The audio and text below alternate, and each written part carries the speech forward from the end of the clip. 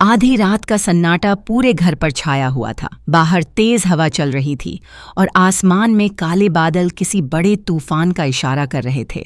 तभी घर का मुख्य दरवाज़ा धीरे धीरे खुला और दरवाजे पर आध्या खड़ी थी। उसके चेहरे पर थकान साफ दिखाई दे रही थी। आंखें पूरी तरह लाल थीं, जैसे कई घंटों से लगातार रोती रही हों। हाथों में अब भी शिवाय की यादों की हल्की सी पकड़ थी लेकिन दिल पूरी तरह टूट चुका था। जैसे ही घर के अंदर मौजूद लोगों की नज़र उस पर पड़ी, पूरे माहौल में एक अजीब सी खामोशी फैल गई। किसी को समझ नहीं आ रहा था कि आखिर आध्या इस हालत में यहाँ क्यों लौटी है। तभी उसके पिता धीरे धीरे उसके सामने आए और बिना किसी भाव के बोले, क्या है मैं आध्या, शिवाय के परिवार ने तुम्हें घर से निकाल दिया? यह सवाल सुनते ही आध्या की आंखों में फिर से आंसू भर आए, लेकिन इस बार उसने खुद को संभाल लिया।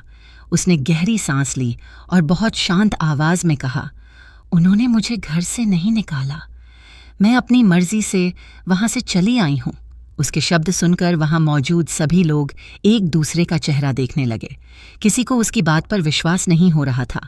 पिता के चेहरे पर हल्की सी मुस्कान आ गई। उन्हें लगा कि आखिरकार वही हुआ जिसकी उन्हें उम्मीद थी। लेकिन आध्यात्य ने उनकी आंखों में देखते हुए अगला वाक्य कहा, और यही तो आप चाहते थे ना, अब खुश हो जाइए, आखिर आपकी जीत हो गई। ये शब्द सुनते ही कमरे का माहौल पूरी तरह बदल गया। पिता के चेहरे पर आई मुस्कान अचानक गायब हो गई। उन्हें एहसास हो गया कि आध्या सिर्फ वापस नहीं आई है, बल्कि उसके अंदर बहुत बड़ा तूफान चल रहा है। तभी उसकी माँ उसके पास आईं और कांपती हुई आवाज में बोलीं, बेटा, क्या तुम सच में खुश हो थे? यह सवाल सुनते ही आध्या कुछ पल के लिए बिल्कुल चुप हो गई। उसकी आंखों के सामने शिवाय का चेहरा घूमने लगा। वो पल याद आने लगे जब दोनों ने साथ जीने मरने की कस्में खाई थीं, लेकिन अब सब कुछ बदल चुका था। शिवाय ने गुस्से में उससे रिश्ता तोड़ दिया था। वह उसे गलत समझ बैठा था और अब दोनों के बीच सिर्फ दूरियां बची थीं। आध्या ने अपनी माँ की तरफ देखा और धीरे से बोली, मेरी खुशी की चिंता मत कीजिए, अब खुशी जैसी कोई चीज़ मेरे हिस्से में बची ही नहीं। इतना कहते ही उसकी आवाज़ भर्रा गई, लेकिन उसने अपने आंसुओं को फिर रोक लिया। उसे पता था कि अगर आज वह टूट गई तो शिवाय कभी जेल से बाहर नहीं आ पाएगा। उसने खुद को मजबूत किया और सीधे अपने पिता की तरफ मुड़ गई। अब इन सब बातों का कोई फायदा नहीं है। आपको जो चाहिए था वो आपको मिल गया। अब अपनी तरफ से किया हुआ वादा पूरा कीजिए, शिवाय को जेल से बाहर निकालिए। यह सुनकर पूरे कमरे में सन्नाटा छा गया। पिता कुछ सेकंड तक बिना कुछ बोले उसे देखते रहे। फिर उन्होंने धीरे धीरे ताली बजानी शुरू की। उनके चेहरे पर एक चालाक मुस्कान फैल गई। उन्होंने कहा, तो आखिर तुम वापस अपने घर नहीं आई हो, तुम हमसे सौदा करने आई हो। आध्या ने बिना डरे उनकी आंखों में आंखें डालकर जवाब दिया, सौदा मैंने नहीं किया। सौदा तो आपने पहले ही कर लिया था। आपने कहा था कि अगर मैं शिवाय की जिंदगी से हमेशा के लिए दूर हो जाऊं तो आप उसे जेल से बाहर निकलवा देंगे। अब मैं अपना हिस्सा पूरा कर चुकी हूं, अब आपकी बारी है। पिता कुर्सी पर बैठ गए। उन्होंने मेज पर रखी फाइल उठाई और मुस्कुराते हुए बोले, बेल तो हो जाएगी, लेकिन इस बार उसकी कीमत पहले से कहीं ज्यादा होगी। आध्या ने बिना डरे पूछा, और क्या कीमत चाहिए आपको? वेदांता ने उसकी तरफ इशारा करते हुए कहा, कीमत सिर्फ तुम हो।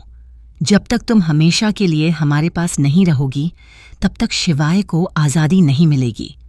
यह सुनते ही माँ घबरा गईं। उन्होंने तुरंत बीच में बोलने की कोशिश की लेकिन पिता ने उन्हें रोक दिया। पूरे कमरे में तनाव बढ़ चुका था। आध्या कुछ देर तक बिल्कुल चुप रही। उसके चेहरे पर दर्द साफ दिखाई दे रहा था, लेकिन अगले ही पल उसने ऐसा फैसला लिया जिसने वहां मौजूद हर इंसान को हैरान कर दिया। उसने धीरे धीरे सिर झुका दिया और बोली, मैं आ गई हूं, अब अपना वादा निभाइए। मुझे हमेशा के लिए यहीं रहना मंजूर है, लेकिन शिवाय को सुरक्षित जेल से बाहर निकाल दीजिए। उसके शब्द सुनकर उसकी माँ की आंखों से आंसू बहने लगे। उन्हें समझ नहीं आ रहा था कि उनकी बेटी अपने प्यार के लिए इतनी बड़ी कुर्बानी कैसे दे सकती है। लेकिन आध्या के चेहरे पर अब दर्द नहीं, बल्कि एक अजीब सी शांति दिखाई दे रही थी, जैसे उसने अपने दिल को हमेशा के लिए बंद कर दिया हो।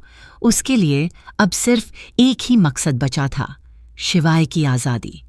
पिता ने तुरंत अपने वकील को फ़ोन मिलाया और ठंडी आवाज़ में कहा, सुबह सबसे पहले शिवाय की बेल की प्रक्रिया शुरू होनी चाहिए। किसी भी हालत में उसे जेल से बाहर आना चाहिए। फ़ोन रखते ही उन्होंने आध्या की तरफ देखा और कहा, अब जाओ, अपने कमरे में जाकर आराम करो, बाकी हिसाब किताब सुबह होगा। लेकिन आध्या वहीं खड़ी रही। उसने दृढ़ आवाज़ में कहा, सुबह का इंतज़ार मत कीजिए पापा, मुझे अब किसी आराम की ज़रूरत नहीं है। मैंने जो खोना था वो पहले ही खो चुकी हूँ। अब सिर्फ अपना वादा निभाइए, क्योंकि अगर शिवाय को कुछ भी हुआ तो इस सौदे का कोई मतलब नहीं रहेगा। इतना कहते ही कैमरा धीरे धीरे आध्या के चेहरे पर झूम होता है। उसकी आंखों में दर्द, गुस्सा और एक नई जिद साफ दिखाई देती है। वहीं दूसरी तरफ जेल की अंधेरी कोठरी में बैठा शिवाय अब भी इस बात से अनजान है कि उसकी आज़ादी की कीमत आध्या ने खुद को हमेशा के लिए कैद करके चुकाई है। लेकिन असली सवाल अभी भी बाकी है, क्या पिता सच में अपना वादा निभाएंगे या फिर यह सौदा भी एक नए धोखे की शुरुआत है?